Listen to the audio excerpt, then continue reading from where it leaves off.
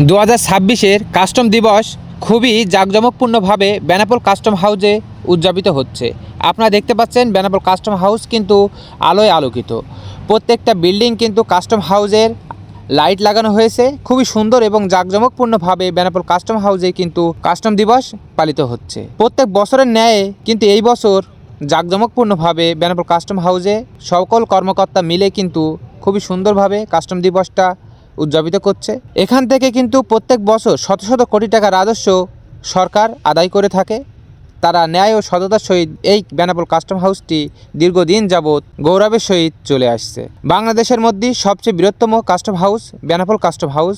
আর এই কাস্টম হাউসে কিন্তু খুবই আইন শৃঙ্খলাভাবে এই কাস্টম হাউসটি পরিচালনা করে। আপনারা দেখতে পাচ্ছেন এই কাস্টম হাউসের রাতের দৃশ্য। নতুন বিল্ডিং এবং পুরাতন বিল্ডিং দুইটাই কিন্তু এখানে লাইটিং করা হয়েছে।